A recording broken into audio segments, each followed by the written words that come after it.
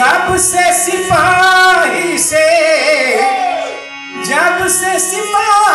से अरे भाई ले हवलदार हो नथुनिए पे गोली मारे, नथुनिए पे गोली मारे, सैया हमार हो नथुनिए पे गोली मारे, सैया हमार हो नथुनिए पे गोली मारे।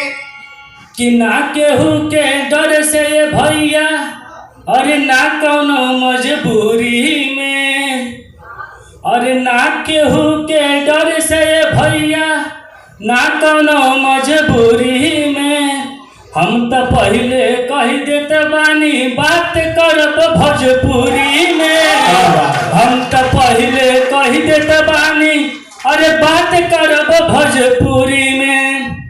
कि अगर सही में भोजपुरी मरे के रही या भोजपुरी पर कोनो खतरा बा तो हेजा नौजवान लोग के जन पीढ़ी बाटे इतना इज्जत ना हो। तो सबसे पहले हमनी के भ्रम से पहले दूर रहे। दूसर का बात, भोजपुरी के अपना चरित्र के विकसनशील बना के रखे के बा। भाषा उहे जिंदा रही जौन के पाचन तंत्र अच्छा बा, जौन कुछ लेत रही कुछ देत रही। न तो भाषा तो पर्शियन भी और सादर में बहुत अच्छा भाषा, संस्कृत भी बहुत अच्छा भाषा, लेकिन क्यों काहे कह रहा कि भाषा बहता निर्मल बहता नहीं। भोजपुरी तो शुरू से रहा जैसन भाषा वैसन बनत चल के वैसे खत्म भइल तो बड़ा मुश्किल बा। इसे चिंता से हमनी के हमारे आग्रह बा कि चिंता के रुआ लोग कहीं छोड़ दी कि भोजपुरी खत्म हो जाए, ना होई। जब 16 गो देश के दावा रहेला, 10-20 करोड़ के दावा रहेला, तो ऐसा भाषा के मरे में तो फिर कई सदी लग सकेला। अगर मरहू लगल आजो मरे लगी तो वो 20 करोड़ दिन लगी। डाउनलोड करें भोजपुरी के पहला स्टोरी टेलिंग मोबाइल ऐप यायावरी वाया भोजपुरी प्ले स्टोर से और डूब जाएं दुनिया भर के कहानियन के अद्भुत सागर में आपन भाषा भोजपुरी में। यायावरी वाया भोजपुरी, कथा कहानी आपन बानी।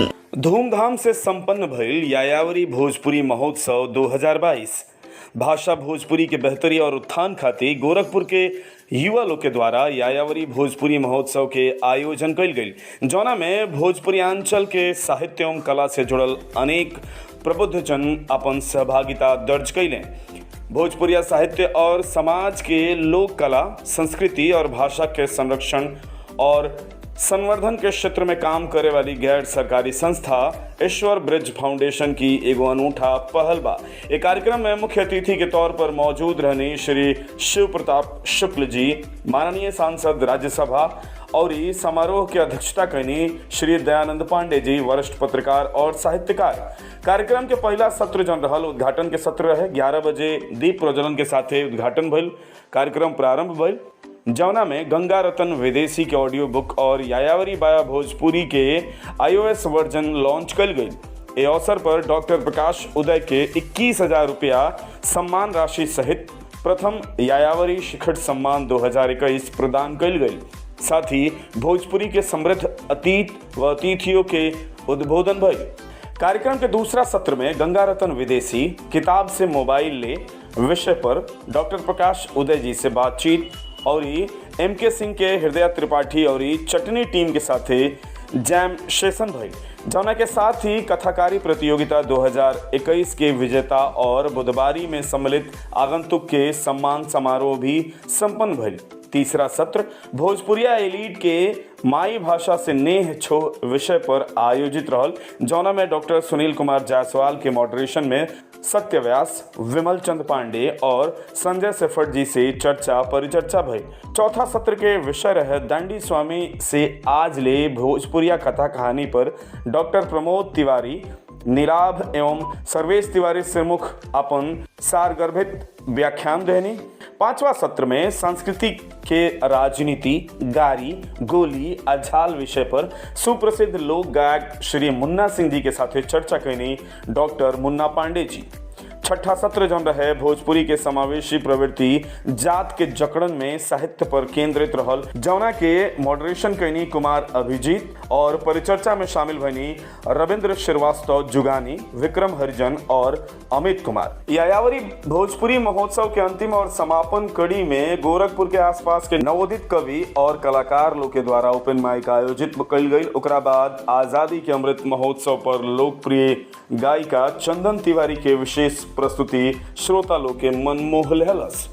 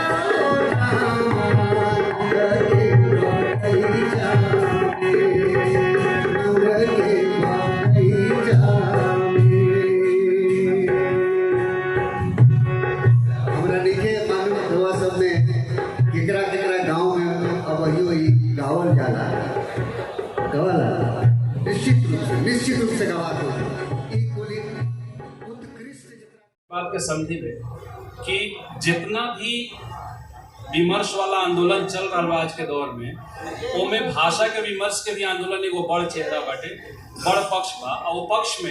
और पक्ष के सबसे खास बात यह बा कि अगर सही में भोजपुरी मरे के रही या भोजपुरी पर कोनो खतरा बा तो हेजा नौजवान लोग के जो पीढ़ी बाटे इतना इज्जत ना हो। तो सबसे पहले हमनी के भ्रम से पहले दूर रहे। दूसर का बात, भोजपुरी के अपना चरित्र के विकसनशील बना के रखे के बा। भाषा उहे जिंदा रही जौन के पाचन तंत्र अच्छा बा, जौन कुछ लेत रही कुछ देत रही। न तो भाषा तो पर्शियन भी और सादर में बहुत अच्छा भाषा, संस्कृत भी बहुत अच्छा भाषा, लेकिन क्यों काहे कहला कि भाषा बहता निर्मल भोजपुरी तो शुरू से रहा। जैसन भाषा वैसन बनत चल के वैसे खत्म भइल तो बड़ा मुश्किल बा। इसे चिंता से हमनी के हमारे आग्रह बा कि चिंता के रुआ लोग कहीं छोड़ दी कि भोजपुरी खत्म हो जाए, ना होई। जब 16 गो देश के दावा रहेला, 10-20 करोड़ के दावा रहेला, तो ऐसा भाषा के मरे में तो फिर कई सदी लग सकेला। अगर मरहू लगल आजो मरे लगी तो वो 20 करोड़ दिन लगी। वही हिसाब से गणित जोड़ ली तो ऐसा होके नहीं के जाता। और फिर संस्कृति के जहाँ तक बात बा जना पर बहस भइल तो हम तो एक लाइन में इतने समझ पाइनी कि culture is the way of life. जीवन जिए के एगो विशेष पद्धति के तौर पर ओकरा के व्याख्यायित कइल जाला, तो ओकरा के एगो खास फ्रेम में बांध के नहीं देखा जा सकत। अब एक जरूरी जो शुरुआती भूमिका के बाद जो असल ज्ञान के बाद ये बा कि मुन्ना सिंह जी हमने के बीच बानी वहाँ हमने के सुने के बाद। लेकिन आज के पूरा बातचीत में गाड़ी गोली या झाल आयल कहाँ से? असल में का भोजपुरी अश्लील हो गई या भोजपुरी में गाड़ी खाली बाचल बा?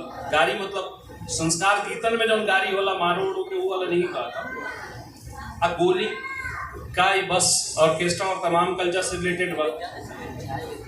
तो गोली चली, हमनी के एगो वर्चस्व के एगो चेहरा दिखावल जाए, जातिगत हेजेमनी जो होला वो सब दिखावल जाए। असल में ऐसे परे कुछ कहानी में जो बड़ा निजी बा। मुन्ना सिंह जी के अगर हम ठीक हमारा अध्ययन बा तो यहाँ के शुरुआत 75 के आसपास होता। तरुआ लोग इनके बात से खुश होकर चाहिए कि भोजपुरी के पॉपुलर कल्चर के हिसाब से सबसे पुरान गायक से आज राउत जे अभी बात परिचय कराने जेकर 47 साल 48 साल आज हो चुका बा। ये बात खातिर यायावरी के थैंक यू पे जानेंगे। दूसर का बात रुआ सब में बहुत कम लोग के पता हुई कि भोजपुरी में ऑथेंटिक भोजपुरी जो कहल जाला वैसन गायक जो और कोनो जबान के गायक ना रहे। HMV टी सीरीज में तो ढेर जन सुन लो, HMV में यहाँ के गौले तो एहो खातिर यहाँ के धन्यवाद के पात्र बने। ओकर बाद के वो पहुँचल कि ना वो तो बाद में बात से निकली। गोली के प्रसंग जो बा वहाँ के निजी बातचीत के संदर्भ में कभी आई यहाँ के जेनेखे जनक नायका पीढ़ी के लोग वो जान ले कि वो गीत आई रहे कि नथुनिए पर गोली मारे सैया हमार। और वो गीत इतना मशहूर भई कि ओकर कई गो कथा बन गई, एकदम मिथकी आकार ले रहा। ओकरा के 10 गो लोग जहाँ कई जगह तो हमने के सुने भी हुआ है, ज़्यादा पता हुई। हम वही जैसे शुरू करब कि नथुनिए पर गोली मारे गाना चलल तो हमने के सुनी सन की छपरा में एक जगह एगो आदमी सही में गोली मार दलस नथुनी पर। रउआ ऐसा कोनो खबर लगा रहेगा? जी कुछ एक आध गो अपन अनुभव बताइए। सबसे पहले मंगा तो खतर की सारी, हम तबे बोलूंगी बोली ओ चोली, ऊहे मंगवा दे राजा करो न ठिठोली, चोली ऊहे मंगवा दे राजा करो न ठिठोली। जब से सिपाही से अरे भाई ले हवलदार हो नथुनिए पे गोली मारे, नथुनिए पे गोली मारे सैया हमार हो, नथुनिए पे गोली मारे सैया हमार हो, नथुनिए पे गोली मारे। कि ना केहू के डर से ये भैया, अरे ना कौनो मजबूरी में, अरे ना केहू के डर से ये भैया, ना कौनो मजबूरी में। हम तो पहले कह देते बानी बात करब भोजपुरी में, हम तो पहले कह देते बानी अरे बात करब भोजपुरी में। या देवी सर्वभूतेषु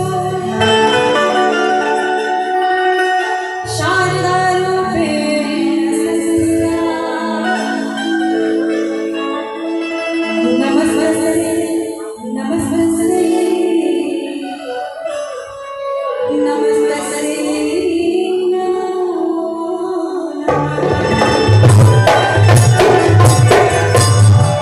नमः।